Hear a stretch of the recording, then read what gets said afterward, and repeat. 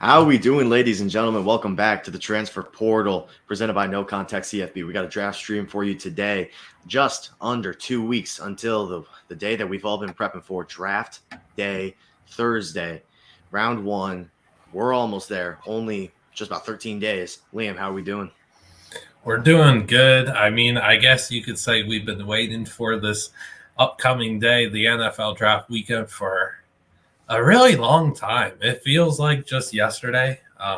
Me and a lot of other people were waiting for the impending number one overall pick announcement of Kayvon Thibodeau, and now that's up in the air, unfortunately, and isn't going to happen. But we've been waiting for this for a long time. A long time coming, and it's just around the corner. I mean, it feels like just yesterday we were watching these players in college, but now they're about to make their NFL appearances on that stage in Las Vegas or in their homes across the country. And we're going to talk a lot about the draft over the next 2 weeks. We've been doing it for the last few months. If you're new to the Transfer Portal, follow T-Portal CFB on Twitter and follow our beautiful Twitter handles that you can see on the screen. But we've got 2 more weeks, so let's get right into the rest of the content. First up, one thing with the draft that always amazes us is the risers and the fallers. So we each have some risers and fallers. Start with Liam. Who are some prospects that you think are going to go earlier than a lot of people are projecting right now? Do you want to alternate one and one? Yeah, let's alternate. All right. First guy, huge fan of Meat Nation, UTSA, is Tariq Woolen, dynamic cornerback, 6'4", has an insane build. Like, this guy's legs are absolute trees, right? And he went out the combine and impressed with a 4.26 40 or whatever insane number he posted. He's just a dynamic player that's going to be a really fun project as a cornerback that people are really going to obsess over. He's got a mid to late second round grade right now. I think he's somebody that could sneak into the back end of the first round, like our guy Matt Townsend wrote about for the Chiefs Pick Is In article. I have him as an early second round pick for the Cincinnati Bengals.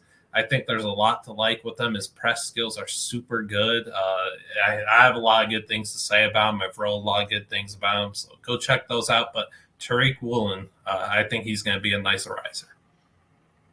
Tariq Woolen, you heard it here first. And also, we're going to be talking, but if you want to ask us any questions in any of the chats on the platforms that you are watching on, feel free. We'll try and take as many as possible. Like Easy Button on Twitch, thoughts on Romeo Doubs being a lock to make the Hall of Fame? He is. Well, you know, if you're saying he's a lock to make the Hall of Fame, I don't think I can really argue that. I mean, he's definitely a very talented wide receiver. Liam, any thoughts on Mr. Doubs? Yeah, he's already got the gold jacket. He's chilling in Canada. First ever player to make the Hall of Fame before stepping on the NFL draft stage. So pretty impressive. Next up, I'm gonna say my first riser, Jameson Williams. I want everyone to kind of turn their mind back to the 2020 draft. The top 2 receivers are no doubt CeeDee Lamb and Jerry Jeudy. That was kind of the WR1 debate the entire offseason. Who's it going to be? Is it going to be CeeDee? Is it going to be Jeudy? Obviously, everyone was loving Judy's route running. Everyone was loving CeeDee's after the catchability. But then the Las Vegas Raiders decided, you know what?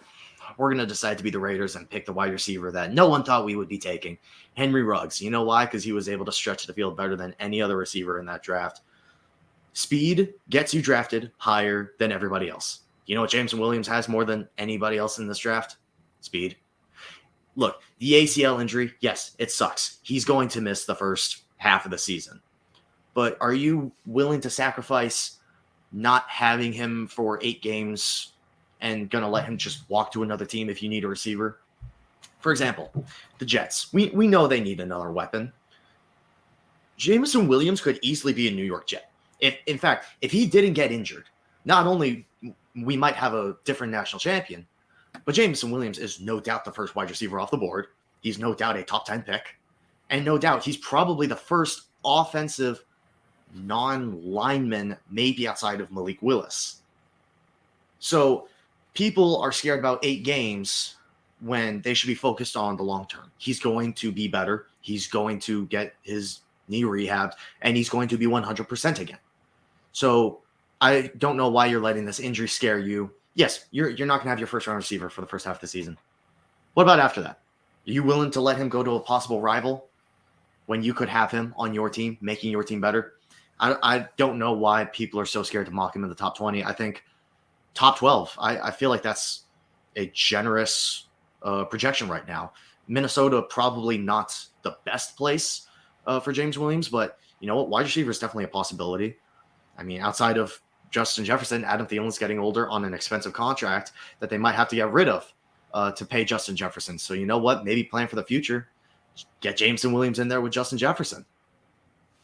And what could really help JMO's stock is a guy like Garrett Wilson finding himself in the top 8, the top 10, that's going to put more of a premium on a receiver like JMO or Drake London or Chris Olave. Like those guys are going to see their stocks, kind of skyrocket when Garrett Wilson goes in the early part of the draft. Teams are going to be really trying to get their dude now at receiver as opposed to waiting on day 2 or 3. Of course, Treylon Burks could also be one of those guys to rise. I'm sticking in the SEC for my next pick as well. It's Kenyon Green.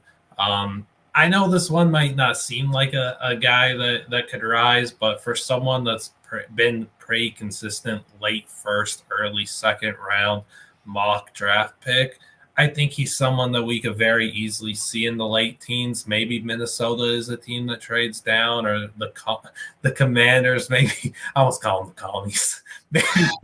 Maybe they trade down into the late teens, and maybe Kenyon Green is someone that they're interested in picking. I don't see how you cannot be infatuated with Kenyon Green and the possible development that he could have. He's going to be a 21-year-old rookie. He's played everywhere on the offensive line in the SEC. Again, 21-year-old rookie. So think of how young he's been playing left tackle, left guard, right tackle in the SEC against those grown men every week that have families to go and feed after their games. Like, SEC football isn't normal. Kenyon Green has been a tremendous talent in his Texas A&M career. I think he's going to be an exceptional guard in this league. I'm not playing him at tackle. I'm straight playing him at guard. I'm letting him rock. I think, there's some people that truly believe he's an all Pro Bowl talent, whatever. And I agree with that. I think he's going to be a really good player. He's got supreme upper body strength, and he just plows through people in the run game. And I think it's kind of overblown, the value of guards in the draft. Like, there was some hate when a guard goes 6th when the Colts take Quentin Nelson, right? What a pick. No-brainer pick. The Giants must feel like absolute buffoons for not taking him at 2, like I told them to. But whatever, I digress. I think Kenyon Green is going to – people are going to wish in a few years that they had taken Kenyon Green a lot earlier than they went. Yeah, do you want to bring up Easy Button's question on the stream? Because this one actually really interests me. Is Jack Cohn Peyton Manning with worse PR? It's very possible. I actually don't hate Jack Cohn. Now, is he Peyton Manning? Maybe current day Peyton Manning. But, I mean, forehead huge. You know what? Something with great quarterbacks we've seen. Peyton Manning, large forehead. Davis Mills, very large neck. Maybe Jack Cohn. I don't know. Maybe he's got a large forehead. I don't know. But, yeah, I don't know about Jack Cohn being Peyton Manning, but definitely a possibility. And then Mr. Luke. Where's Matty Football going, Liam? We're calling him Matty Football? I have no clue where Matt Corral's going. I mean, we'll kind of talk about it later when we talk about the Steelers. They're doing their homework on quarterbacks, let's be honest. Oh, we've known that for – yeah. I mean, ever since the Senior Bowl, it's been so evident that I truly believe they're trying to get their quarterback this year. Yeah, this year. That'll be the last topic that we talk about, and kind of – I mean, for our pick is in article that's coming out soon, I didn't pick a quarterback for them, because I have no clue what they're going to do at quarterback. Well, again, we'll talk about their scenarios later, but I have no clue. Maybe Pittsburgh's the landing spot for Matt Corral. I have no idea. Maybe they get Jack Cohn. Peyton Manning with worse PR. Same thing. I mean, PR is very important nowadays. So, you know what? Maybe that's just holding him back. Maybe he is the next Peyton Manning. We don't know that for sure. But from one quarterback to another, I want to talk about Sam Howell. Sam Howell going in the first round has been my most consistent take this year outside of loving Khalil Shakir. I don't even love Sam Howell. I just think it's going to happen. I think Sam Howell is going to be a Detroit Lion when it's all said and done. Whether they move up for him, whether they stay at 32, I think he's a Detroit Lion. It makes too much sense to me. After everything we've seen over the last few months, he got time with Dan Campbell. He got time with that staff.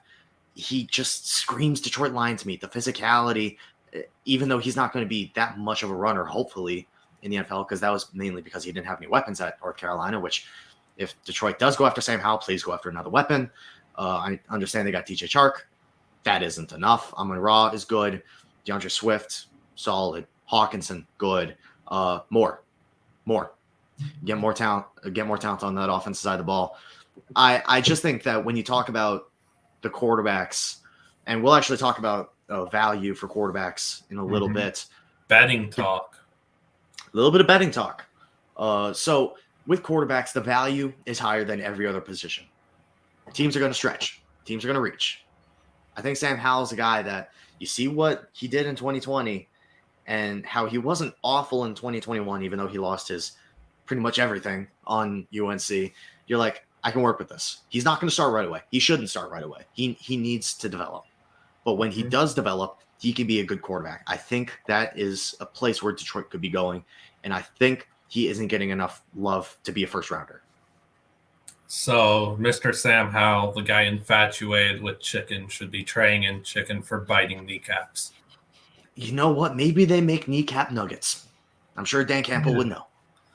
I'm sure he would know. My final prospect I'm taking to be a riser, Cincinnati cornerback. Plays opposite of Sauce. I got to go with Kobe Bryant.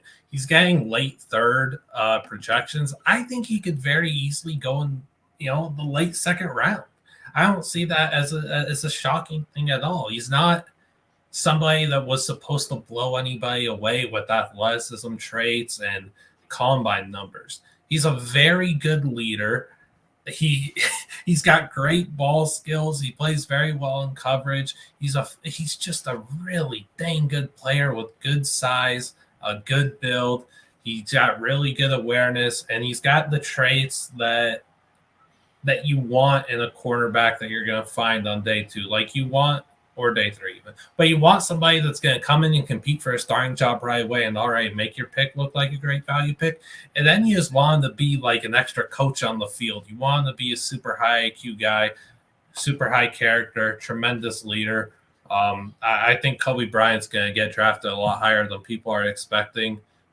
And again, something else I always talk about with corners and DBs, if you're willing to go out there and thrive and work in the dirty area of run support, you're going to make fans of a lot of coaches, and he does that. So I'm investing in Kobe Bryant, and I hope y'all do as well. Kobe Bryant, great player. I have 3 more players. I'll speed through them really quickly. Damarri Mathis, I've talked so much about him. Top 25 easily. When you look at how great the top of this edge class is and even how deep it is, we're going to see a run of edge rushers. I think we'll see one in the middle of the first round, early and mid first round. So he's going to find his way into the top 25 value wise, not saying, Buffalo is his last landing spot, but just in that area. Next up, Derek Stingley, top 10. I'm buying into that 2019 tape. 2020 and 2021, yikes. Injuries, LSU being disgusting. But you see what he's done. You see the athleticism, you see the coverage skills, you see everything he did in 2019, and you have to assume if he can be anything like that in the NFL, he's going to be an amazing player. And Jalen Petrie, the defensive back from Baylor, I think he should he should be a lock for the first round. He's an amazing slot defender. He is a homing missile for a ball carrier, great in coverage, deceives the quarterback with his eyes. Jalen Petrie is my favorite to go as the second. I wouldn't even call him a pure safety. So maybe you could say that would be a Brisker or a Lewis Cine, but there's a lot of hybrid safeties, and if you're considering Petrie one of those guys, I think he is going to be that next guy after Kyle Hamilton when we talk about first-round safeties. Because if he falls, I'll say this right now. If Jalen Petrie falls past 28, I'll be surprised. If Green Bay doesn't take Jalen Petrie, who Green Bay's going to end up needing a safety, whether they can't pay Adrian Amos or maybe they don't like Darnell Savage. They also did just lose their slot corner in Jandon Sullivan. It doesn't make sense for him to fall past Green Bay. If he's there at 28, that should be a snap pick. I don't care who they take at 22, whether it's a receiver or not. Jalen Petrie's the pick. So we talked about earlier. Let's talk about it later. And Liam, if you don't mind, I'm going to start with this one because I have one that I've been kind of formulating this opinion for a few weeks now because I used to really like this player. I saw him down in Mobile, and I loved what I saw. Not everything, but I did like some of the traits. I am off the Trevor Penning bus. My problem with Trevor... Yep. Cue the sudden music, editors, that we don't have because this is live. Trevor Penning has two big problems, in my opinion. Inconsistent hand placement and high hips. He's getting bull rushed. He gets consistently bull rushed, and when he's losing that much, he gets penalized. I don't want a tackle who's getting bull rushed and commits penalties. So that's kind of like that killer combination. Not only is he getting beat, but when he gets beat, he tries to save it by holding or stuff like that. So I wouldn't take Trevor Penning in the top 20. Me personally, I wouldn't take him the first round. But that is also just me. If you think that you need a tackle, Trevor Penning is not a bad late first rounder. I just personally wouldn't. Next up, another, and if you don't mind, I'm going to go back to back because they're both senior tackles. Whatever, man. Well, I also have 5 and you have 3, so it kind of makes sense for me to. Bernard Ryman, no. I don't understand the hype. A developmental tackle that's turning 25. So you're telling me if you take him in the first round, he's going to be 30 on that second contract? No. Yeah. What? Why would I take a 25-year-old tackle that isn't a for sure finished product right now? So you want me to develop him for, say, year, 2 years. You want me to have a finished product at 27. 27 at tackle. No. The age is too much of a downside where he's not even close to my first round on a draft board. Not touching it. Not touching it at all. Second round, we can have a little bit more of conversations. I'd say mid to late second is where I'd really start being like, okay, if tackle is a player, a position that we need to go after, Bernard Ryman's a possibility. Not touching it in the first round. Yeah, I mean, so we'll stick with the Senior Bowl tackle for mine. And I mean, I was going to start by asking everyone here, do you know who fell in love with football when he went to a Vikings-Steelers game back in London in 2013? It was Bernard Ryman. That was my first guy I see falling, but maybe for like all the things you said, obviously I'll echo some of them, but maybe both you and I are putting too much trust into NFL franchises that have shown not to care much about age when regarding older prospects. We saw where Brandon Williams went, and we saw a team get praised for giving Lamar Jackson an opportunity, but they took a very old and ancient Hayden Hurst, multiple picks before him. I'm not buying Ryman. Again, he's going to turn 25 years old in September, and he's a raw developmental prospect. Why on earth would you be taking this 6'7", 305-pound former tight end in the first round?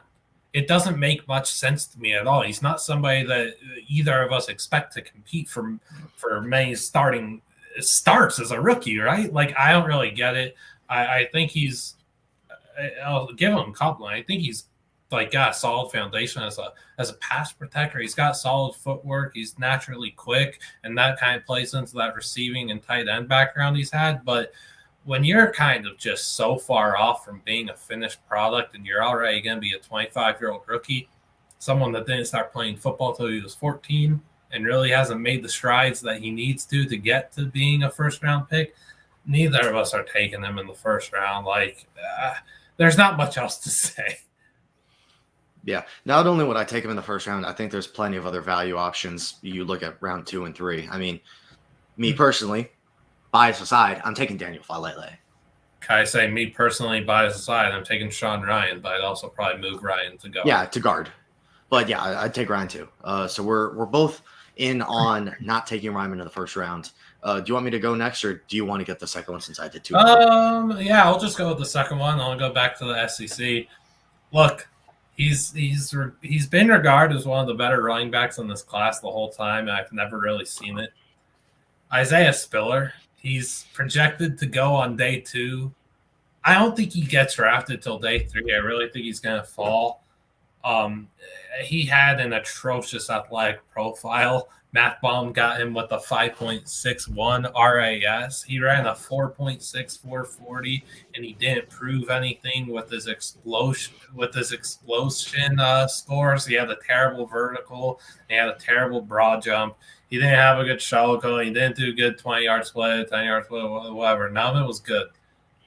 He's just not somebody I'm investing in, especially when he plays running back. And there's just better running backs straight up, like James Cook. Please get me him over Spiller easily with his innate ability as a receiver. My guy, Pierre Strong Jr., obviously I'm taking him with his lethal cutting ability, his great vision, and all that other great stuff. I could go in depth about that all day, but I won't, because it's about Isaiah Spiller being a day 3 pick. I don't see it. Whenever I've watched Spiller, I've never really thought that he has this one thing he does so well.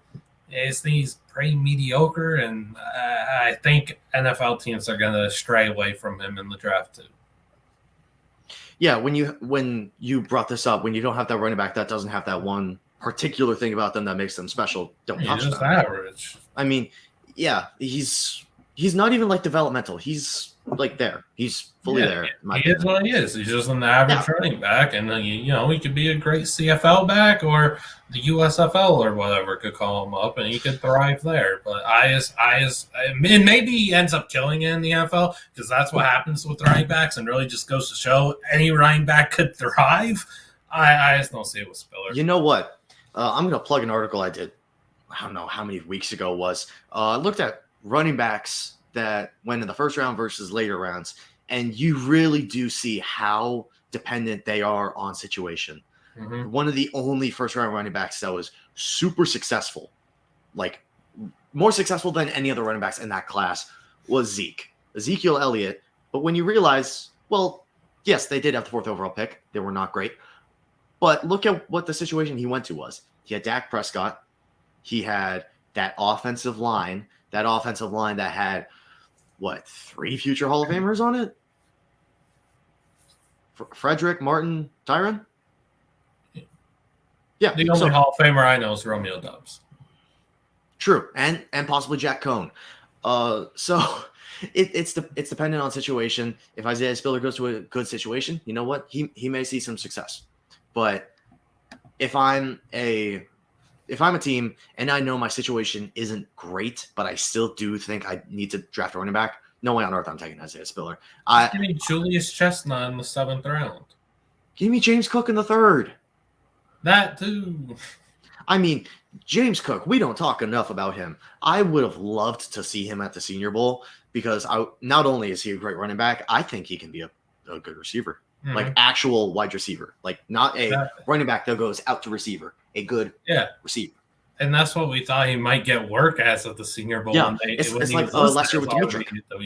Yeah, and that I wrote James Cook as my pick for the Buffalo Bills. Our pick is in the article series. Him with Josh Allen and then just getting Cook out there, out wide. He is so good at running deep routes. Like, his separation is so good too. And Josh Allen's wicked arm, I just signed me up for that combo. Can you pull up Easy Button's last message? The one about James Cook. Yes. I mean, are there a lot of other running backs you could consider? Yes, but James Cook, my gosh. It's so freaking good. If he's not a round 3 pick, I don't know what I'll do if he's not a 3rd round pick. We'll find out on the draft stream. Find out on the draft stream. We are doing a draft stream first and second day, because not gonna lie, third day, not something you can really stream. Both Liam and I will be on both day 1 and 2 streams. And I believe, are we confirmed on the other guy? No idea. Find out on the draft stream. It's a mystery. It's a mystery. So I will find out. Confirmed guest might be eating baked beans with raw sugar, a la Roger McCreary. You know what? I still think that we need to predict where Roger McCreary goes, like selection. And whoever's the furthest off needs to eat baked beans and sugar. I don't care that you don't eat beans. I don't eat beans. You can do green beans. Jelly beans, I said. That's just sugar. Oh. That's like eating sugar with sugar. That's like putting sugar on sugar cereal, which I don't understand why people do that. I don't eat cereal. I didn't know that was a thing. Raymond, is there anything you do eat? Yeah, great draft content. I heard you got a great... we eat that all up. Yeah, you got a great one up next.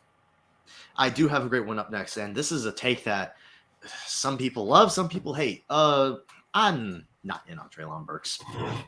I'm not. Oh.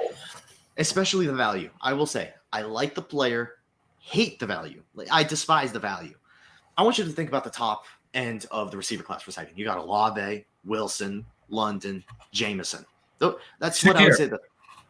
Shakir, yes. Another hot take. I'm taking Shakir over Burks. You're taking Shakir over a lot of fellas. Hot take. Khalil Shakir is a top 5 receiver in this class.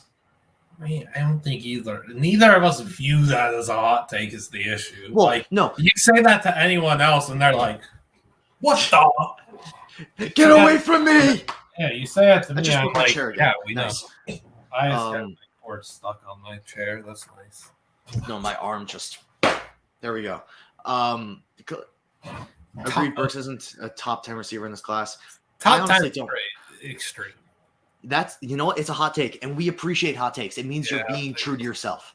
Yeah. And you know what? I appreciate it. I don't hate that take either. Like, do I I don't agree hate with it? it? I don't really hate any take, but I hate some. Okay, I hate some from people that are trying to do it on purpose. I hate the people that are trying to get clicks saying, "Oh, there's blah blah blah blah." No, you don't believe that. Yeah, I hate those takes. We're talking like The Sims now. But Treylon Burks, I want to talk about the value for a second. So talk about those 4 receivers: the 2 Ohio State, Drake London, Jameson. Those guys, in my opinion, are all going to be top 20 picks. If you don't have a top 20 pick, you're looking at the tier of the Treylon Burks, the Christian Watsons, the Jahan Dotsons, the George Pickens. And first off, I like Pickens, Watson, and Dotson.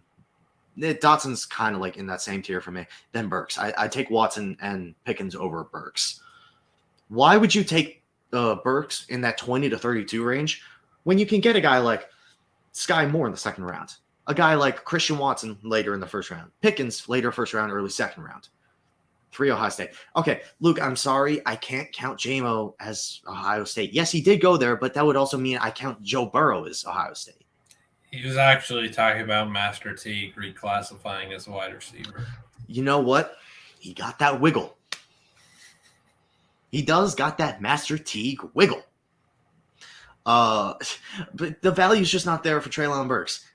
If you like him, you know what? A team, you're going to take the guy you like. But the value is not there as a early to mid 20s pick, especially for this wide receiver class that very top heavy, very deep.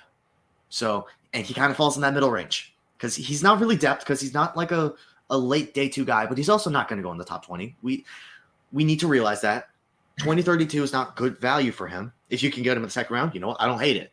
But there are other receivers I like over him that have that same value. It depends on who is taking him and how they're planning to use him, as it does so often.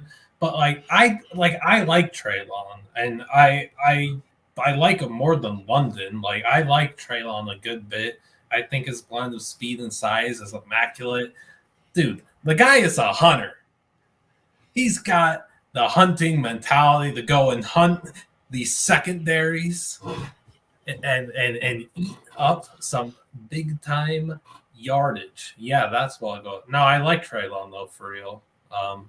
I understand why you'd be hesitant, but I don't know, receivers like him and A.J. Brown and some of these other guys I just often like. I think there's a wide variety of ways that you could use Treylon in the NFL, and I'm very excited to see how he does get used. I'm excited to see where he lands. And, hey, if football doesn't work out for him, he's going to be playing baseball. Oh, shoot, there's another.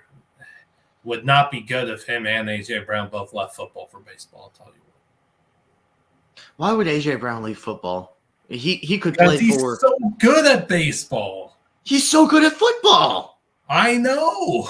I've only been preaching that forever. The money is in football. No, dude, the money is in football. Like the baseball money isn't ridiculous too. There's like 20 players that make $300 million, and wide receivers are going to make more money as the NFL gets its cap back in normal shape.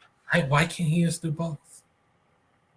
You know what? A.J. Brown turned into Deion Sanders or Bo Jackson, except without the injury.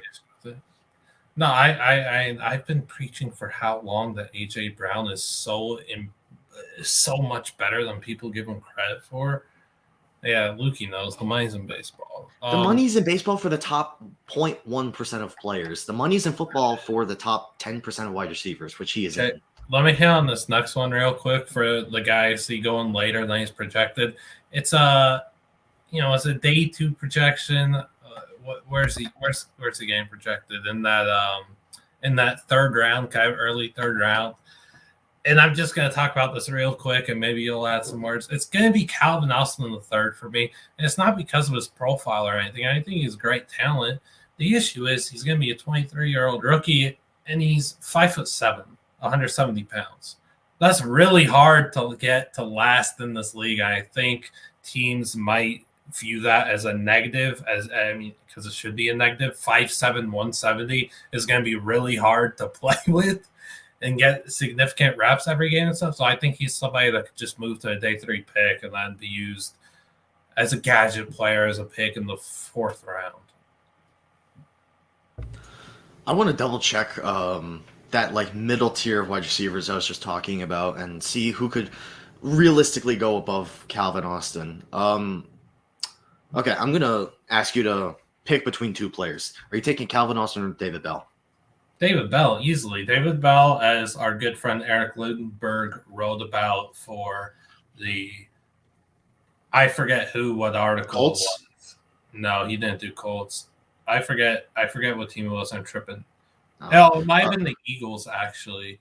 But he was talking about David Bell, and I completely agree with him. His athletic profile is being completely blown out of proportion. He's not somebody that anybody should have ever been expecting to have a crazy elite athletic profile and RAS score. That's not what he's known for.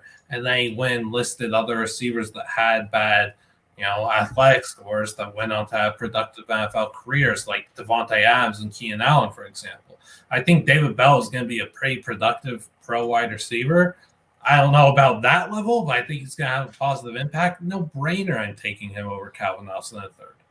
Okay, this is probably the best comparison I can make just because of play style and height. Calvin Austin or Wan'Dale Robinson? I was so wrong. Neither of them. I don't want either of them. I'm literally not playing either of them on the field. So you're just gonna let the clock pass like you're the Vikings from like I'll literally just sell the pick. You'll sell it for money. You're not even gonna ask for capital. You're gonna be like $750K. I could get $25 for that. Yeah. You know what? I got $25. Please give me the $25 so I don't have to take Calvin Austin in third or Wan'Dale Robinson. I'm not taking either one. I'm taking Will. Yeah, both of whom are smaller than Rondale Moore. What? Rondale's 5'6". They're both tiny. I don't care about they're literally smaller than him. Like they're for example, with Rondale and Wan'Dale. No, Wan'Dale is shorter than Rondale. There's a picture of them after a game in college where Wan'Dale. I know, they're just small dudes. I won't get any time to play on the field, and there's 1,000 other receivers I would rather have that I know I could get consistent reps from and make a positive impact on any play. I know you're going to say Taekwon, and I would agree. Oh, Taekwon easily, because there's something there's traits with him that I'm confident that, like, when I look at this stuff, I'm thinking, all right, we're an NFL team. You and I, we're in the front office, whatever. We should have full confidence in this coaching staff that we've created to go and get the most out of someone. Tyquan Thornton, while he's kind of a skinnier build, he's still a blazing burner with great size and good high pointing skills and so much other stuff. He separates really well. He's got good wiggle. He could do more than just burn you over the top. And there's talent that will be seen of him yards after the catch and stuff. He's someone that I've said for a long time will have a better pro career than college career. His production really wasn't there at Baylor. He'll produce in the NFL, and he's going to be a day 3 pick. Okay, I'm going to ask you one more. You don't have to go in depth. Sorry, Calvin Austin or Velus Jones? Jones, I guess. All right, I would lean towards agree, especially with value. So can I go now? No. Okay, so we're gonna just talk about Calvin Austin Just for the next go, 2 just hours. Yes, go. I'm gonna die on this hill. Jordan Davis shouldn't go in the top 20. I personally wouldn't take him in the first round. Look, I understand he's a freak athlete for being 6'6", 340. I don't know why I've been seeing comparisons to Gilbert Brown, but shouldn't be comparisons to anyone, but that's another story. Jordan Davis is Jordan Davis. There is not many players I can think of that are He's like a Swedish fish connoisseur. You know what? In moderation, though. In moderation. Sure. But the problem with Jordan Davis is he doesn't fit the archetype for the ideal NFL defensive tackle anymore. Because I'm going to ask you a question. What does the NFL offense rely on now? They like to take the pigskin or the matzah, as the Texans think, and they like to throw it downfield. Yes, they throw the matzah, Liam. They throw the matzah. You know what affects the quarterback when he is throwing? Pressure. Do you know what Jordan Davis? Like a joke. What the joke was? No, what? Do you know what Jordan Davis can't do? He can't pressure the quarterback. Why would I take a defensive tackle in the first round that can't pressure the quarterback when there's guys like Devontae Wyatt and Travis Jones that can pressure the quarterback? Sure, they may not be 6'6". Sure, they may not be, freak athletes that run a 4.8, but they fit the archetype better, and they fit the play style more of an ideal defensive tackle. Jordan Davis is 20 years too late. If Jordan Davis was in the 2000 draft, he's the number 1 overall pick of all time. He would have his number retired on draft night. Yeah, it's so obvious that he's in the wrong era, and I don't know. Yeah. I don't know. I mean, we spoke about this since we started talking. As young kids, I have no clue. There's not much else for me to say on this because you and I have both spoken about this so much. Travis Jones is just so obviously the better value pick for me. Again, a defensive tackle that has elite footwork and everything consistently gets reps against the pass and the run. He's out there no matter what. He tore up Clemson's offensive line with his array of pass rush moves. This guy is really good, and he's just so clearly a better value pick at a position that you need value from and shouldn't be over-evaluating people and not getting bang for your buck. You don't want to take a pure run stuffer in the first round in this era. What? All right. I'm going to bring up, and just to further our point, because, we haven't done that already, I'm going to bring up a list of top 10 defensive tackles from some random website I've never heard of. So you know what? This may suck, but it's going to prove my point because I already know what's going to happen if this website will load. Because right now it is Walter Football. It's not. No, because if it was Walter Football, it would have already crashed. This website's not going to load. Appreciate it. But I'll say the top 4 because that's already previewed on the browser. Top 10 defense tackles in NFL 2021. We know the number one. We don't even need to say his name. Current champion. Then we got DeForest Buckner. You know what he can do? He can get after the quarterback. Chris Jones at 3. You know what he can do? Get after the quarterback. Cam Hayward. You know what he can do? Liam? Oh, can you get after the quarterback? He can get after the quarterback. Gordon Davis can't. You win knowledge because you know what? As my gym teacher once said, I got more for selling a draft pick. I got $25 for selling a draft pick. I get knowledge for that. I burned you, by the way. Tough. Knowledge is power. Knowledge is power. Jordan Davis is not good value in the first round. And let's see what easy button has just anomaly though. Oh yeah. But unfortunately, athleticism doesn't win you games. Production does. Yeah.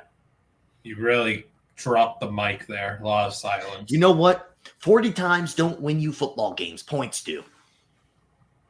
Want to get on to the next topic of Andrew MN gambles? Do you want to take Easy Button's question first? Or it's more a take? I put it up there, but... I didn't see it. Well, I'll just say it. An NFL team floundering in irrelevance should draft Grace McCall, Isaiah Likely, and hire Jamie Chadwell and just run Coastal's offense and run a gun through the entire league. You know what? On one condition. Paint your field teal. And also draft Jeffrey Gunter, who we just had an interview with on the Transfer Portal YouTube channel that you should always check out. And you should Great self-plug to us. Like, comment, share, subscribe, all that beautiful stuff that everybody tells you to do, but sometimes you don't. But do it for us. I mean, Coastal's triple option concept offense so great, though. And I really hope Grayson McCall makes some big-time money. And I'll just preview something.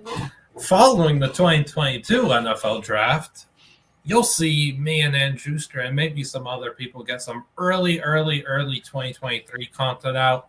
We're going to have to preview who the next Kenny Pickett is, right? We're going to have to... Tanner Morgan. You know, I'm not doing it with him anymore. I'm sorry. We'll move on. Quarterbacks this year. Set the stage, man. All right. What position do we always need to talk about? It's not running backs. Heck no, it's not running backs. Quarterback quite a lot. So. Yeah, exactly. So it fits my narrative. The quarterback position, the most important position in all of sports. The one thing people say about this draft is the quarterbacks aren't that good. And while that may be true to an extent, it doesn't mean they're bad. There's still some good quarterbacks, and there's value, and there's teams that need a quarterback. So, Mr. Blutman, if you had to bet right now, would you take the over or under on 2.5 quarterbacks being taken in the first 32 selections? Well, I would first surf the web and casinos for the best odds possible on this prop. And then I would simply hammer the over. I don't see how on earth only 2 or less quarterbacks go in this draft when, first off, Malik Willis, congrats, you're a lock. Remember all those people that thought this was morons. Day 2 morons. Talent, late first round fringe guy, blah, blah, blah. I mean, if you don't see what's in front of you, I don't know what you're doing. It's been so obvious to me and maybe you for so many months, so early during last season that Malik was a top 5 pick, and he won't get that probably, but he should still be one of the first players taken. He should be in that top 10 as a lock. So you have him locked. There's one. Kenny Pickett, no matter what we think of him, he's all but going to be a lock in this first round. There's the infatuation that the Panthers have for him. There's the need for the Steelers. So there's 2 of them. Here's your third. Look, again, you could say, oh, quarterback this, quarterback that. The quarterback class isn't that good, but maybe also you're just looking at the wrong people and you're listening to the media too much and they're wrong on who's great. We've seen day 2 and day 3 quarterbacks come and thrive all the time. But I'm not going to talk about Mr. Carson Strong. Look, your third guy is going to be – but the third guy here is going to be Desmond Ridder. Ritter's going in the first round, whether people like it or not. Yeah. I'm surprised you're not talking Carson Strong. That's your favorite player. I know. I mean, look, I thought he was going to Pittsburgh. So would I. Hey, they have met with them like 18 times. More than They've met with every quarterback every 18 times. More, they've only met with the others 14 times each. No, but I still like Carson. Well, we're counting the Senior Bowl visits that Mike Tomlin had. No. I still like Carson Strong and the potential that he has in this league, and I just think it's whatever, man. There's day 2 picks that end up thriving anyway, so I'm not tripping. But your third quarterback is going to be Desmond Ridder, and again, no matter what you think of him, you could be on that side that we've been on where, we're kind of on the other side of the seesaw where we don't really see it but understand it. We understand that he is probably going to be a first-round pick. He's meeting with plenty of teams that have quarterback needs that pick in prime spots in the first round. And here's your other thing. The value of a quarterback, again, like you said, is so much greater than any position in sports, and it should be treated as such. And it is when you're having to trade up for a quarterback and have to send the king's ransom for the pick, right? So when you see a quarterback get drafted in the first round, you're like, why? It's because you have to secure that talent. Like, I don't know why I have to say this every time and like surprises people like, well, why wouldn't I just wait? Yeah, wait and become the next Cleveland Browns. Wait and become the next team that's so desperate for a quarterback that they're playing the Nathan Petermans of the world. Like, you don't ever want to be in that situation. You don't ever want to make your fans sit through garbage like that. Golly, and congrats to the Giants, because they might just be the next team that's going to be begging for a quarterback in a few years. But, teams that could take Desmond Ridder in the first round, there's the Saints. The Saints are an option. They're meeting with him a good bit. The Steelers, too, if Pickett and Willis are gone. I don't know. What about the Titans, maybe, because Tannehill's contract and the option to get him out there after next season. And then Detroit, but that's Sam Howell territory for you. Yep. Maybe you trade up. Maybe you trade up again to that first round. Seattle maybe ends up trading down or back up in. Indianapolis could also move up, but their issue is they only pick at 42 and 73 before their day 3 pick, so they've got to find the capital to get up there. It would have to be a late first-round pick, so maybe it's a bet you're sweating. But I remember sweating this same bet, I forget the number, a few years ago, and I was ever so confident Jordan Love was going in the first round, and sure, I was quite surprised by the team he was drafted by, but that bet was a no-sweat winner. And that is the end of the Jordan Love talk for today. But, yeah, I think this is an easy over. Whether you think Desmond Ridder is or is not a first-round talent, it is more likely than not he's going to be a first-round pick. Whether you think Sam Howell is a first-round talent or not, he is possibly a first-round pick. Whether you think that Carson Strong is a first-round talent or not, he is not a first-round pick. So the number should be set at 3.5 or 3, honestly. And then there should be like a push option. Oh, gross. I mean, wouldn't that be something? That would be something weird to sweat. You have to sweat for the push to win a bet, not to lose a bet or win or not lose a bet. So that's gambles, everyone. Yep. You know me. I did have a week where I went 13-2 in college football picks. I will live off that for the rest of my life. $0. How was that? Hey, I made IU. I made IU. Now, what is that? Imaginary units, but they're still units.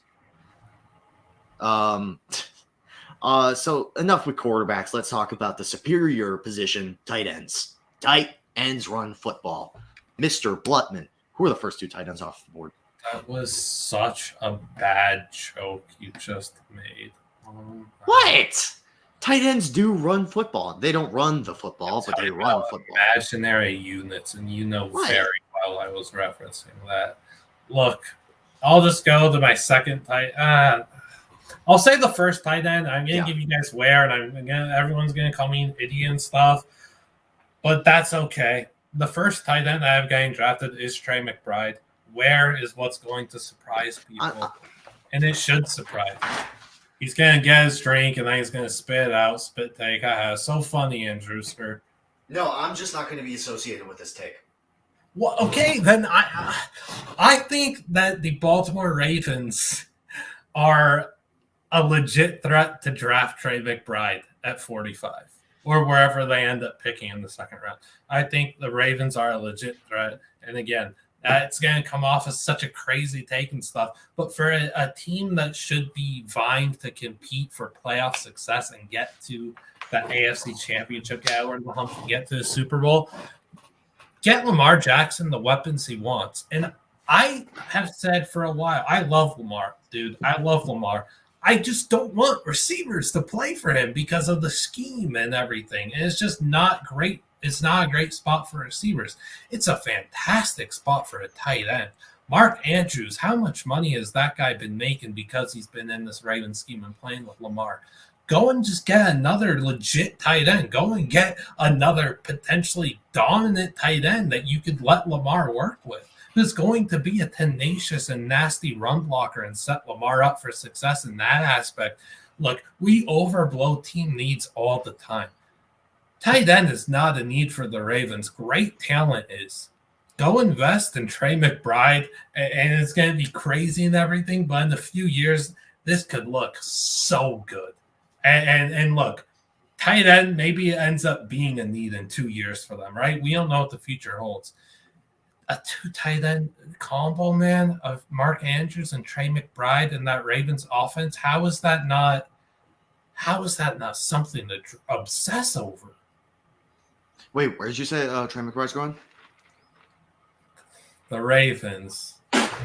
Yeah, then the second tight end I have going off the board is going to be Washington's Cade Otton, who didn't really get the production because obviously Washington's offense was – there are no words to describe how bad it was. And now people are viewing him as like, oh, he's only a blocking tight end, bro.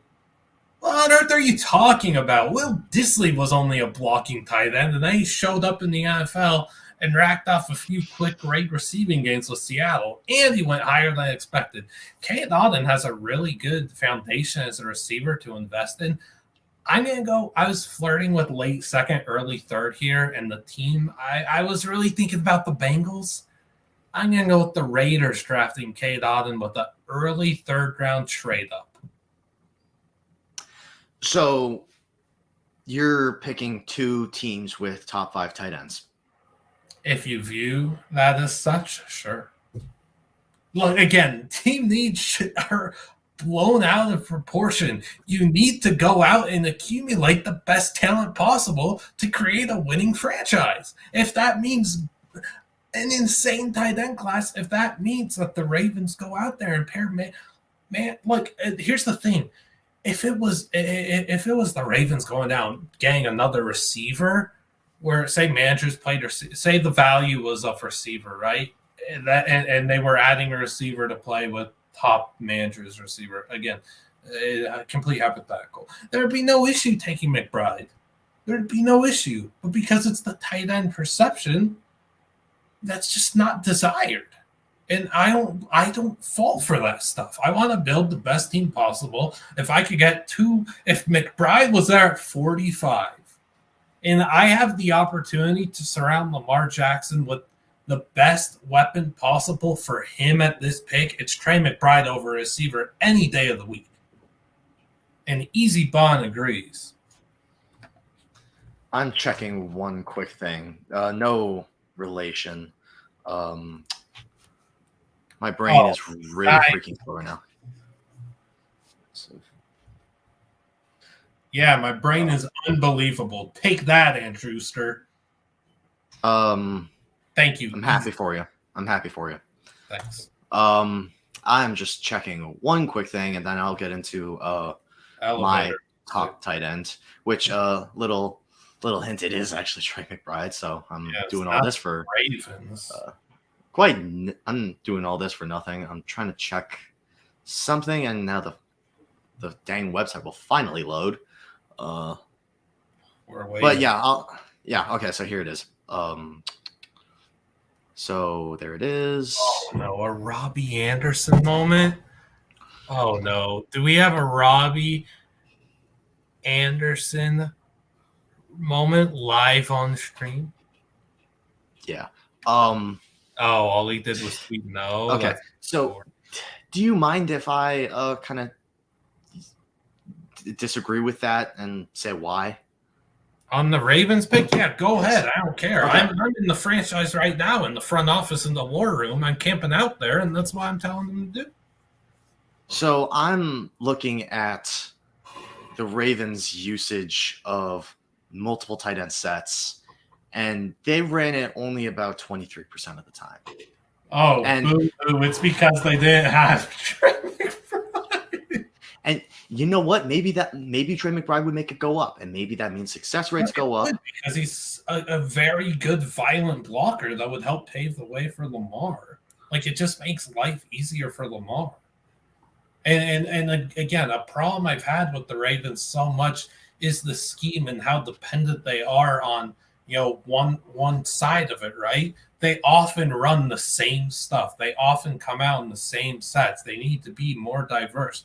Maybe if they had Trey McBride, then 2 tight end sets would become more prevalent. Very possible. I know the take isn't enticing or intriguing, but that's what I would do. And you know what?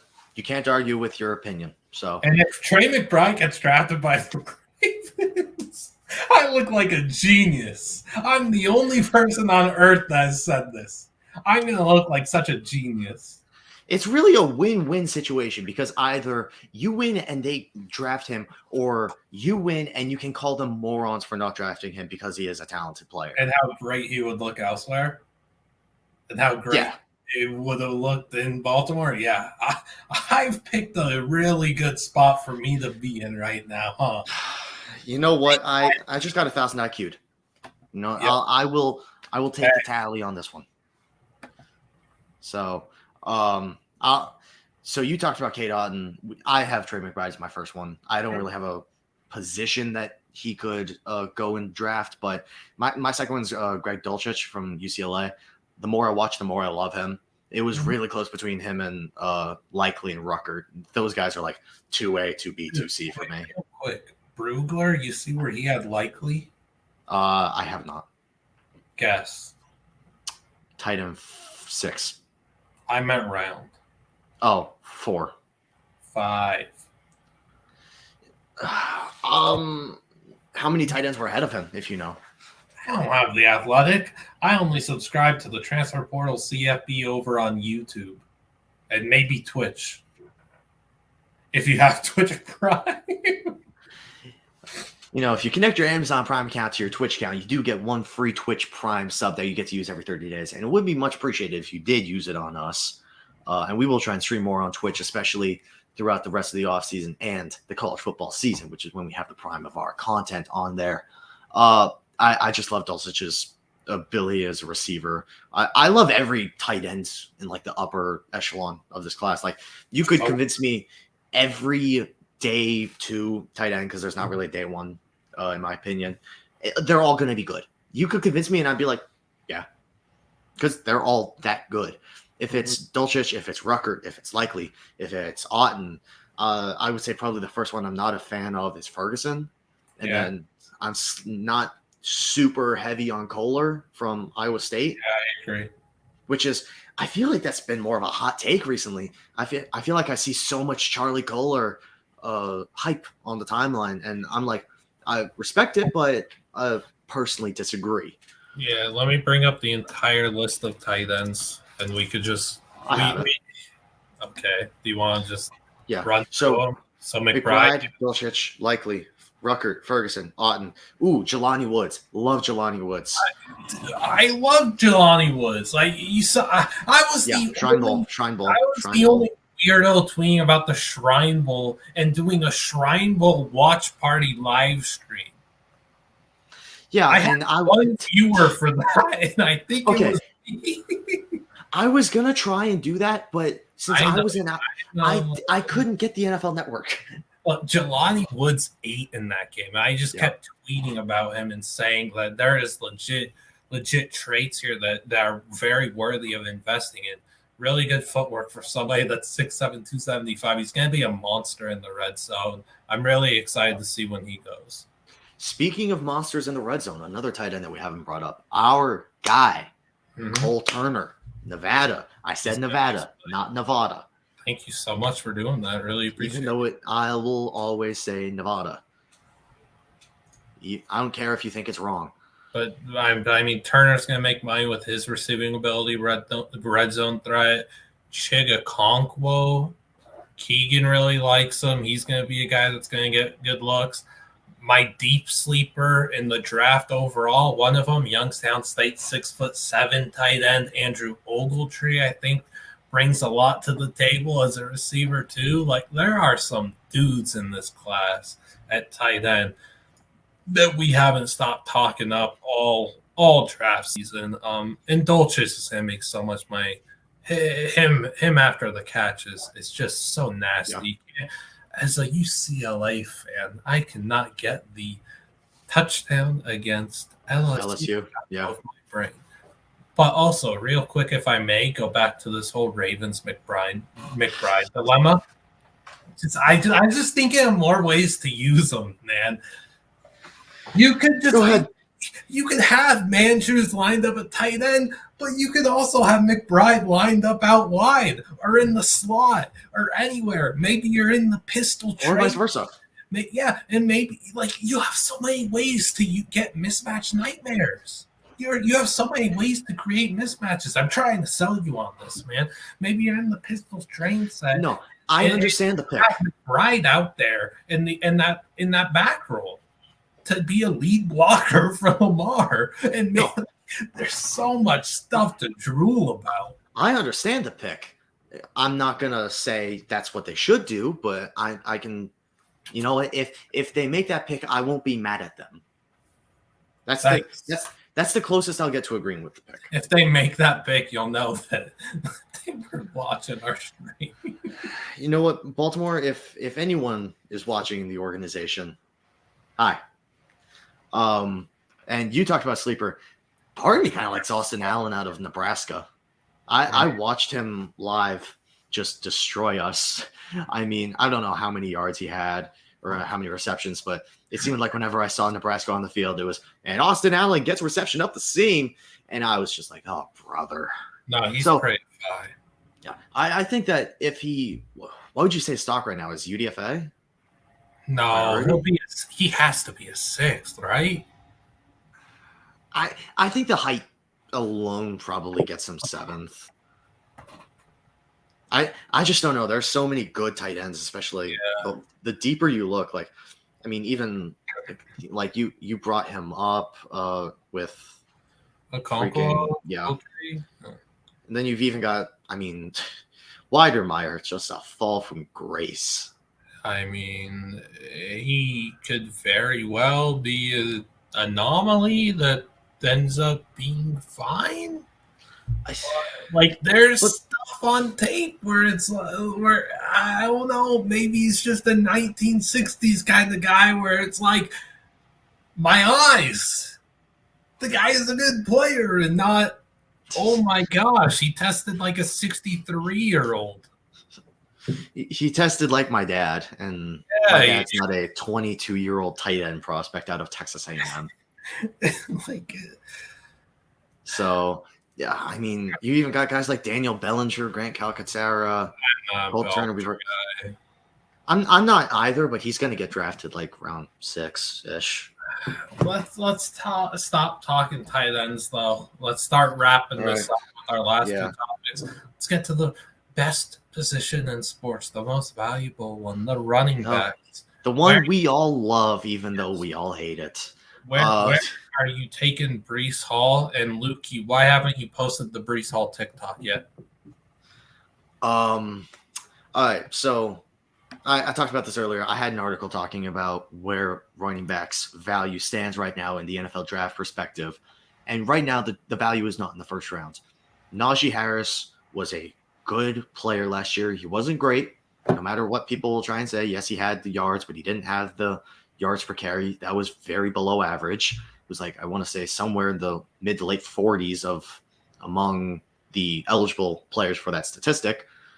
So let's try and put Breece Hall in an okay situation. I'm not going to mock him to a awful situation just because that's like, could he realistically go in the first round? Yes, he could go in the first round, especially when you look at, I mean, where's Miami's first pick? Because they signed Raheem Mostert, but like, I mean, actually, there's not really a spot in the first round outside of Buffalo, but even 25 is too high, like for anybody. I mean, would you consider Tampa a possible landing spot for an early running back? Not even first round, but like a day 2 even? Because they did re-sign Lenny. I don't know. I really don't know. Yeah, the running backs, for any running back wanting to be in the first round, it's truly unfortunate because even when you look early round 2, you're looking at James Robinson, DeAndre Swift. I like Michael Carter for the Jets. Giants are not going to just draft somebody in the second round because of Carter. What? He can't handle the workload, Carter. I don't think he has to. I think he's a good split back. Like he's a legit. Yeah. No, he's not a workhorse. No, he's a guy that you trust to take 50% of the carries. Yeah, they need a legit back. I don't think they need a legit. I think that they can survive on. I'd say a Spiller. Like, let me just imagine they took Pierre Strong in round 4. I won't want that. Strong and Carter. No thanks. All right. What about Dameon Pierce? Sure. I only care about the running back that I care about, though, and I don't want Pierre Strong to be a New York Jet. I want him to be. You want him? You don't want him to go to your favorite team? No, I don't. I don't want any player. I don't want any running back I like to have to go play on turf like that. The garbage MetLife turf that takes so many ACLs. Yeah, no thanks. Sorry, I'm looking out for the guy's health. I want Pierre Strong to play somewhere fun. Okay, well, don't make it sound like I'm not. Yeah, you're a jerk, man. Oh, here we go. Yeah, I'm the jerk because I want players to get drafted high. Sorry. I'm trying to get them more money. Yeah, I'm trying to keep them healthy and safe. I have no idea where I want Strong to go, by the way.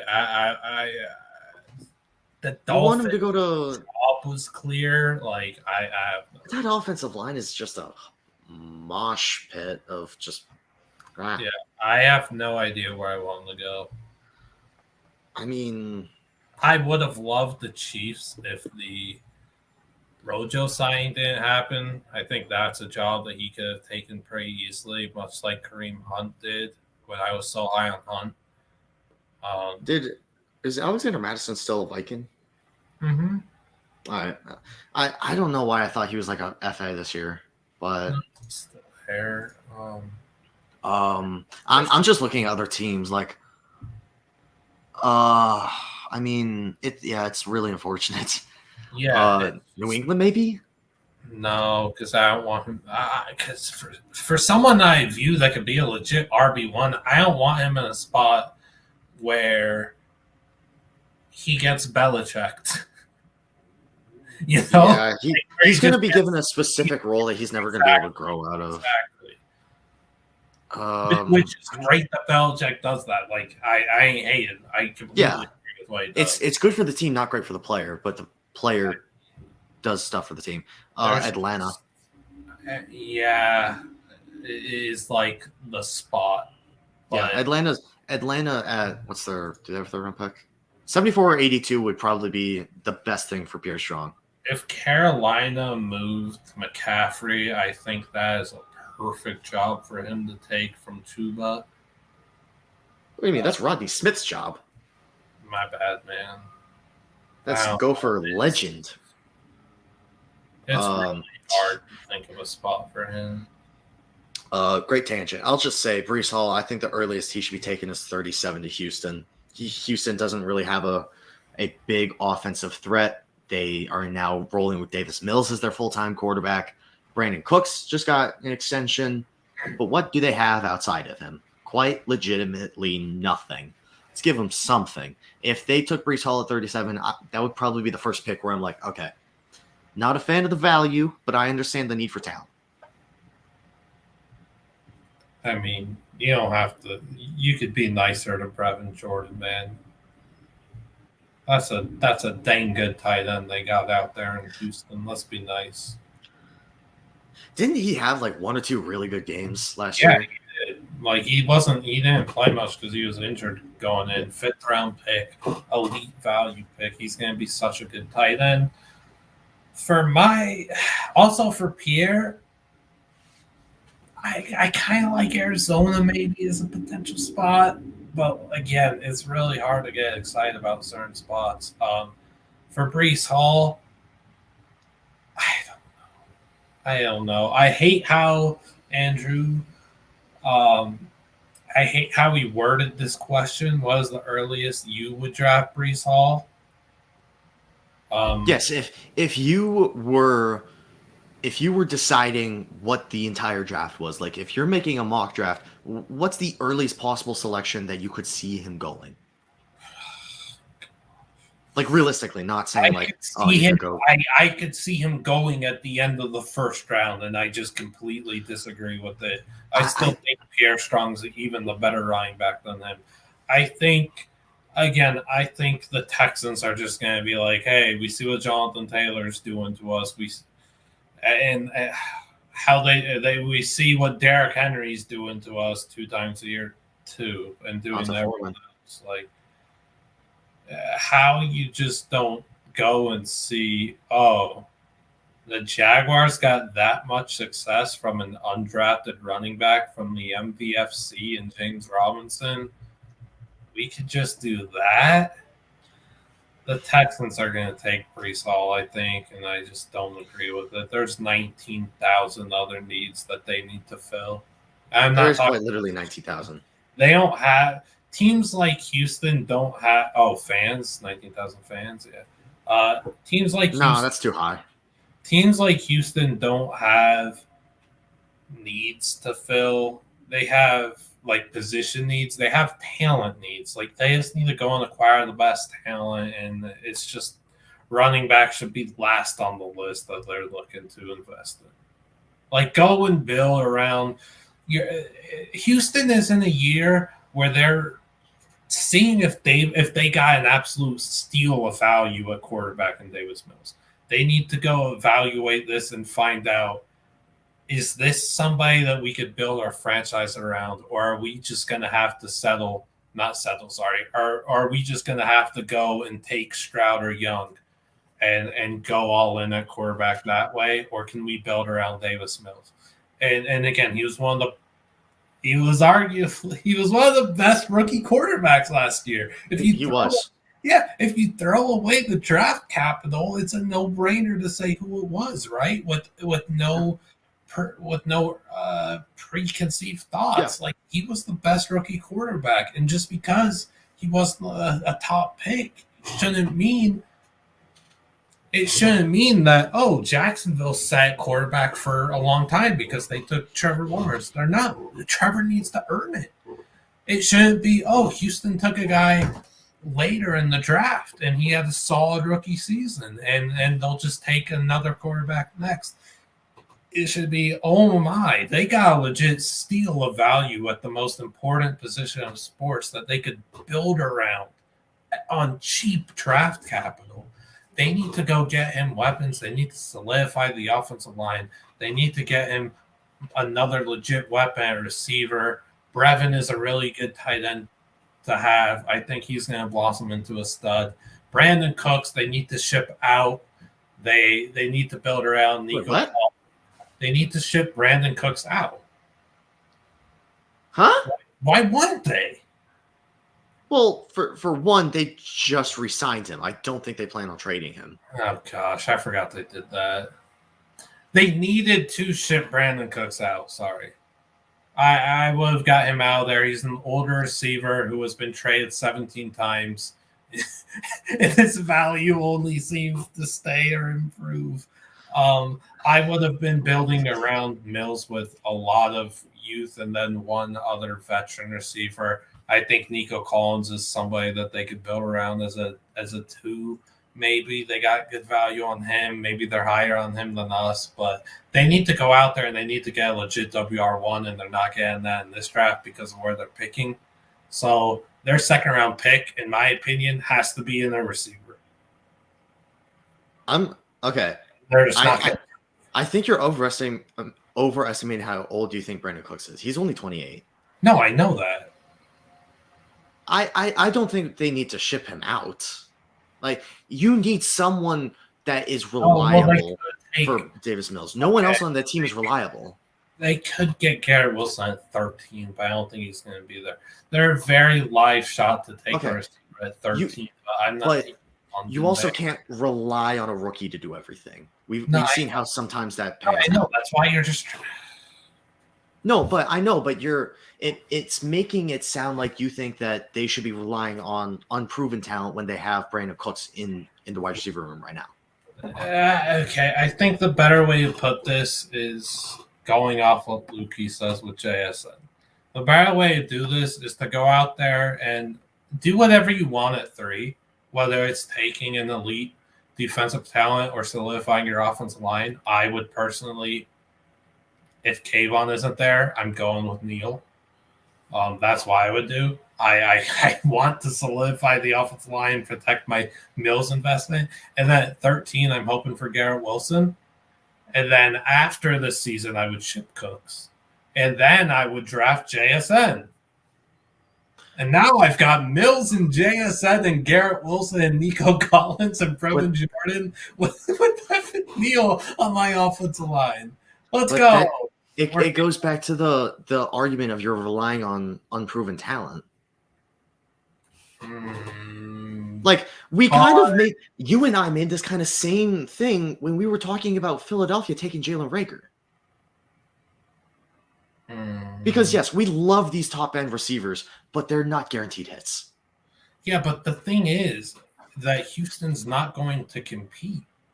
Exactly. That's why they need to keep the talent they have right now so that they can develop the younger players. Yeah, okay. That's why they need to get Cooks out after the season. Okay. I will. After the season. I forgot 2 years. I forgot they resigned. After the season, you ship Cooks out. Come on. I don't think Garrett Wilson will be there at 13. Neither do I. Maybe they have enough capital to move. Olave? No, they have enough capital to move up and secure Garrett Wilson. If you could just paint the picture of Garrett Wilson, JSN, Nico Collins, and Brevin Jordan as your receiving core. Okay, but I understand they do have the capital to move up. You have to move above 8. That's the number one thing. The Giants aren't going to move out of 7. They want to move out of 5. Carolina's not going to move out of 6 because they want to see if they can get Malik Willis. So the only spot they can really move up to is 5, and taking Garrett Wilson at 5 is completely unrealistic. I disagree. You would have to give up another first-round pick, which would end up being JSN. I would not be so sure that Atlanta wouldn't move down from 8 to 13.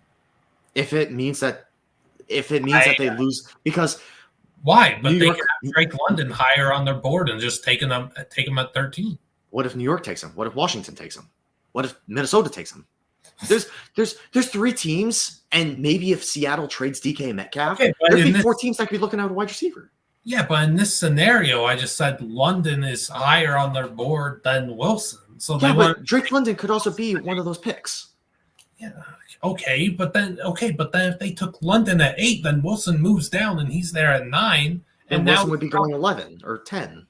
Okay, and now he's cheaper to trade for by the 1 pick value, you would think, and now you could get him. You could trade to How did we get to this topic? Like, you don't think Seattle would trade down to 13? You really don't think that they would do that if Garrett Wilson was there at 9? They wouldn't trade down to a high bidder of the Texans, a What decently high bidder. I mean, They have no clear need right now. They just need to accumulate talent. they have a lot of clear needs. Okay, yeah, they need to accumulate talent, just true talent. But Like, okay, and this is just my personal opinion. I think if Seattle is available to take Derek Stingley, I think they need to take Derek Stingley. Derek Stingley's not calling past 12. So now look, Garrett Wilson is there at 10, and yeah, you're not getting him. The Jets are getting Wilson.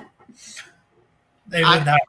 The Texans are just in a tough spot. They would have to move back from 3. That's the only real. But then you lose the Evan Neal idea. I wouldn't hate if they move back from 3. But who's moving up to 3 realistically? Yeah, but it depends where they're moving. Because I think their 2 top options should be Neal and Kayvon, and then you just go with whoever you have higher on your board, or whoever's. Yeah. I would agree. I think that they should go between in the class, and it's just idiotic that there's even the thought that he could be 3. He's number 2 for me. He's number 2 for me. Just one? Kyle. Oh yeah. But Kayvon one. Yeah. You know what? We have the graphic in mind we're thinking of. You know, the one that you sent in the text chat last night? Oh, yeah. Yeah. That is 100% the best graphic idea ever. But thanks. I thought of it like 3 months ago and forgot about it until you brought up you watched Draft Day for the first time. Also, I don't know why. Ever since I watched that movie, I can't get Draft Day the track out of my head. Draft Day. Johnny Manziel. 5 years later, how am I the man still?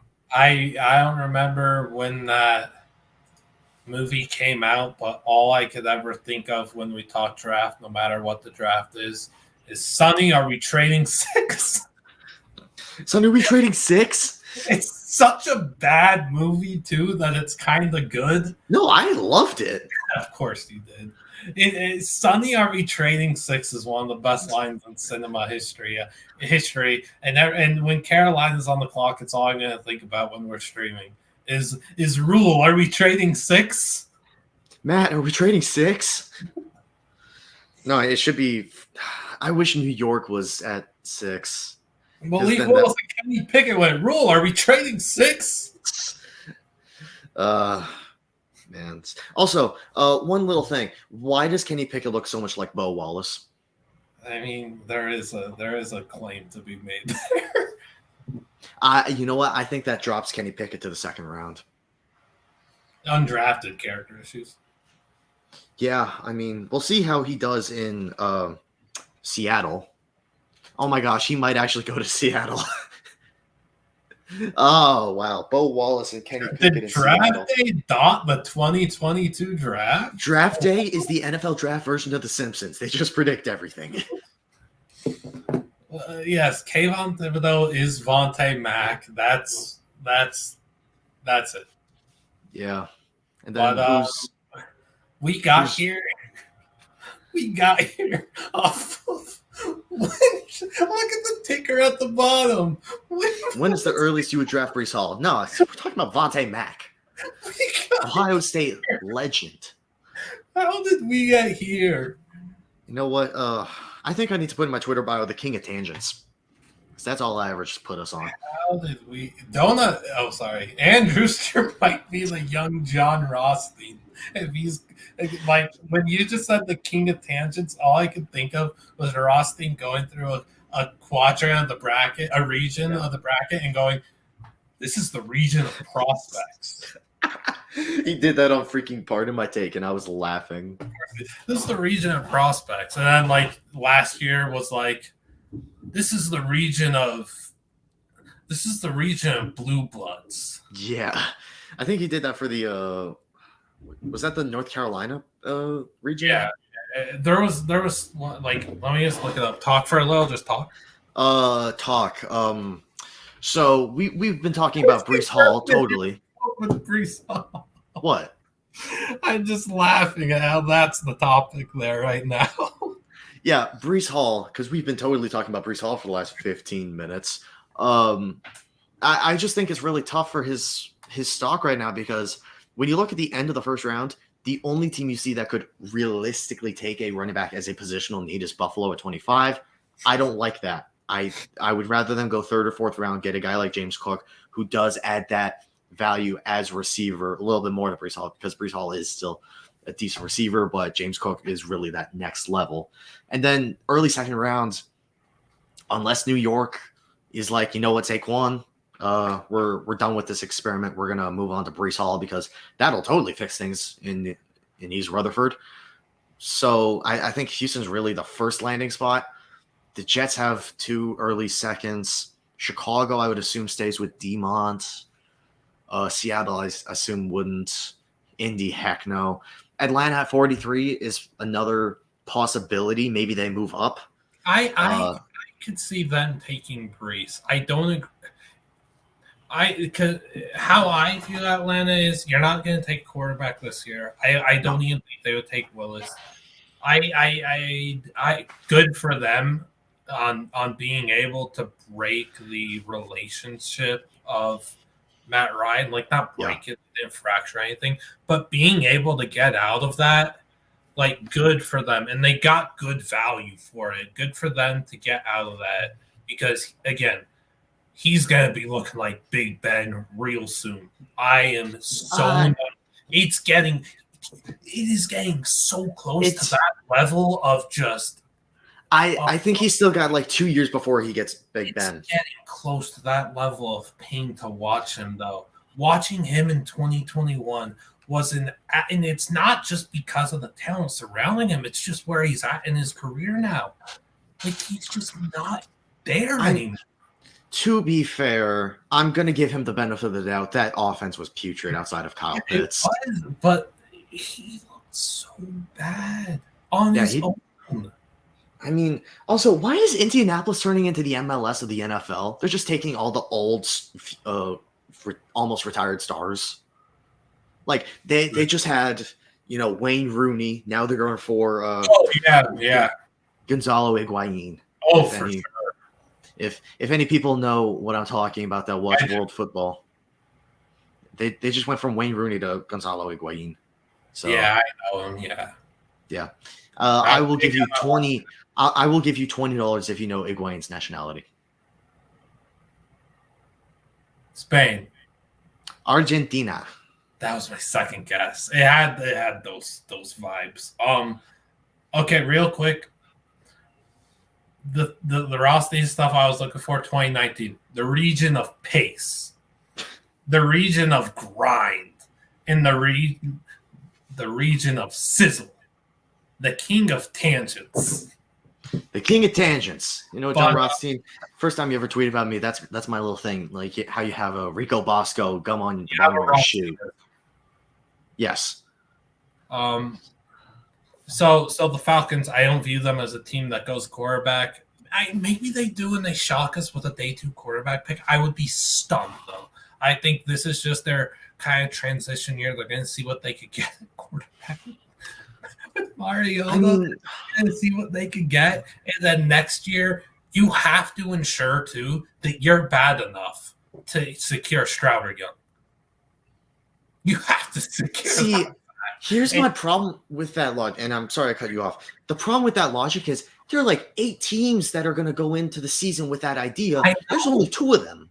That's why the Giants need to just stop it with the Daniel Jones thing and bank on him being – okay, either he's going to be great and we're going to, succeed and stuff, or we're going to stink and get Stroud or Young. No, you're not. You're just going to have to fit their 6th pick, and you could have Malik Willis this year. And instead, you're just going to have to find a quarterback in years. Like, figure it out. Maybe the Falcons are a spot for Zappy. I don't know. I was about to say Strong. I flirted with that, too. I think their blueprint is go out, you get Garrett Wilson at 8, or you take one of the top defenders in Stingley or Hamilton, right? I think those are 3 guys. Yeah, but I just don't see him being there at 8. Yeah, I don't think so either. But if he is there at 8, that's a snap pick in my opinion. So Wilson, Stingley, or Hamilton should be the 3 guys at 8, and then was it 43, I think you have to go receiver. I don't think if you don't take Wilson at 8, then you've got to go receiver at 43, and you've got to find someone that you could trust. Maybe it's George Pickens, someone that you could trust to be a legit WR1 and help you out with Kyle Pitts. You've got a unicorn at tight end right now. You're trying to build for the future for your next quarterback to come in and succeed right away. You don't. If you're, do you want to do that with Breece Hall at 43? If you didn't get Wilson at 8, I mean, the only reason that pick makes slight sense is because they do have 58, which you can still get a talented receiver at 58. Would it be more ideal to get Breece at 58 and get the receiver at 43? Heck yes. I just don't think Breece falls to 58. Yeah, I mean, and then we got so off track. There's this sorry, Easy Bun, I just completely disagree with this. I think with Clowney, some of the stuff that I was worried about with him as a young draft guru, I in middle school or early high school when Clowney was that 2014?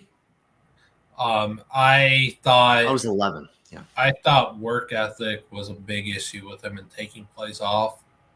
I thought there were legitimate concerns for his motor. Not at all for Kayvon. I think all this stuff about Kayvon's work ethic, his hunger levels, his drive, his motor is all wrong, all blown out of. It's not even blown out of proportion because it's not true.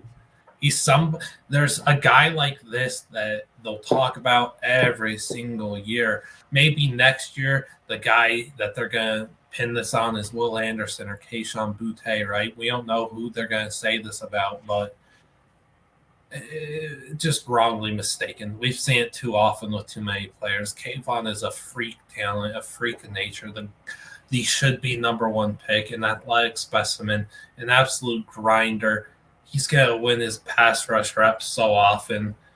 He's gonna be regarded to as one of the better edge rushers in this league. And right now, it's a shame that that's not what the perception is. It's a shame that it's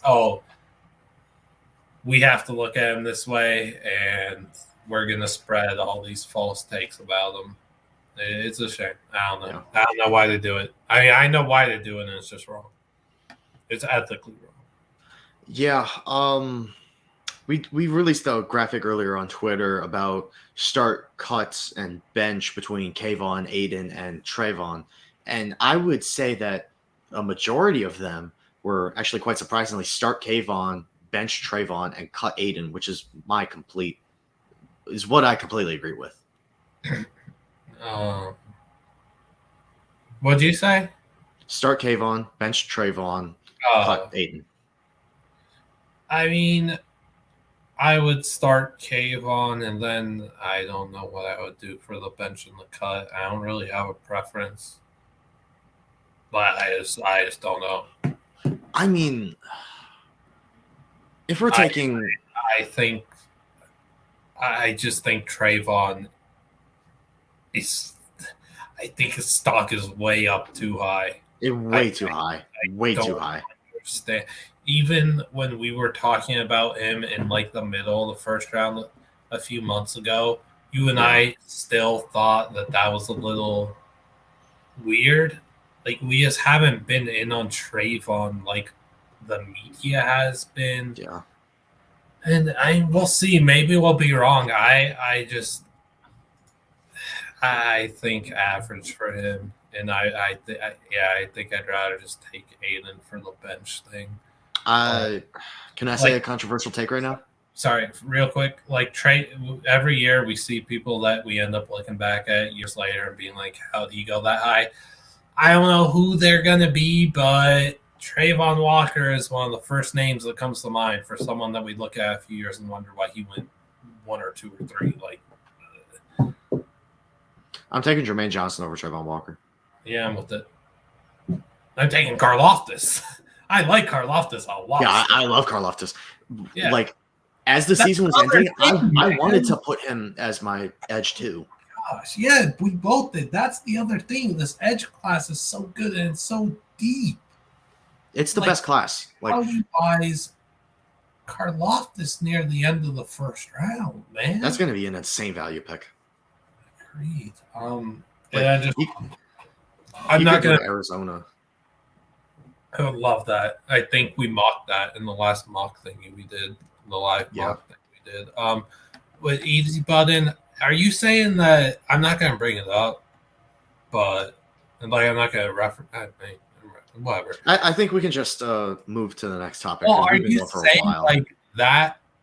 What you said swayed you on taking plays off?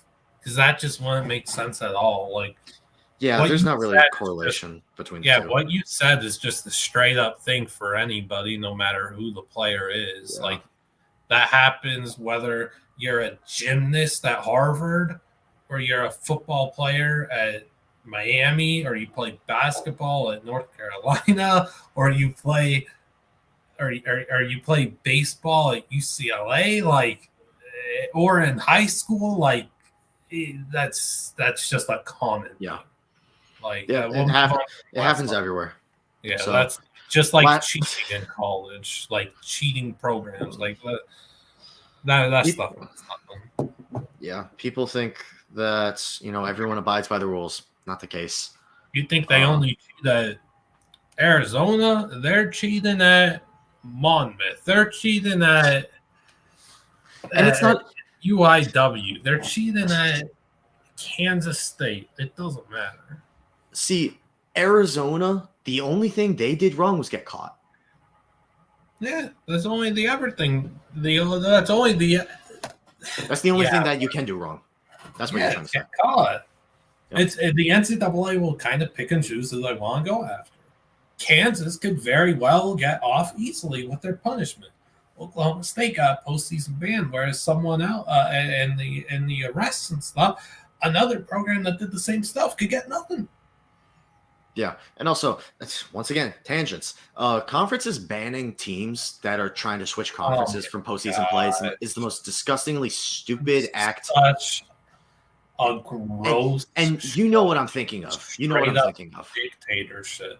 You know what team I'm thinking of. I mean, a bunch of them. Are you thinking of James Madison? Yeah, James Madison. Yeah, like that stuff is so. They shouldn't have a ruling over that. To do that, you're just such a weak human, man. You're just a awful person to take the opportunity away from the players on the team, the coaches on the team. This could be their only opportunity. The students at the school, this could be their only opportunity to see their team do this. You know how often we see droughts, postseason droughts in college sports, especially?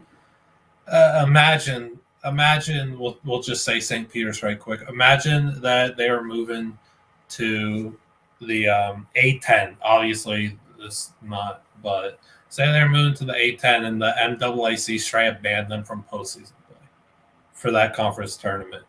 They're getting the opportunity to move up to a prestigious conference like the A10 for basketball. Like that for them, for this tiny school, is so massive. And now the opportunity to even compete for a conference tournament is gone. Their NCAA tournament run, the greatest upset run in the history of sports, is now over. All right, we'll get off that. But no, hold up. Who was the school that won their conference tournament but didn't go because of going up? The team that never passes, Bellarmine. Yes, Bellarmine. Yep. You know what? We are the Transfer Portal podcast of CFB, talking about the NFL draft, and now we're talking about college basketball. You know what? Tangents. That is... we'll get to the last topic soon, I swear. But the Bellarmine thing is so bad. And that's just the straight up NCAA, not the conference. That's a D1 transition period. And people say, like, oh, why is it 4 years? There should only be 2. Why should it be any years? Why should you need a transition to compete in postseason play? If you're that good that quickly, then the rest of your conference needs to step their game up. If this D2 power could come in and slice you up in conference play and make a conference tournament run, win it all, they deserve to be your rep for the NCAA tournament. They deserve what they earned. Why is that getting rubbed? Merrimack was the best team in the NEC a few years ago, and they didn't get to compete for their conference tournament. It's so bad. Okay, we'll go on. All right. NFL draft talk, because that's what you're here for. You're not here to talk us about college basketball. You know what? If you are, follow us, because we do occasionally talk. Follow, subscribe, like, comment, share, do all that stuff. Tell your friends, tell your mom, tell your cat, because your cat does have a YouTube channel, and they do need to subscribe to us. You know what? Let's just end this quickly. If you were Pittsburgh, would you give up the farm for Malik Willis, and why? If you're watching this right now, you're probably not subscribed. Please subscribe to our channel. Malik Willis, the cost of 20-5 for Pittsburgh is so steep. I don't think I can do it. And let's not even talk about that.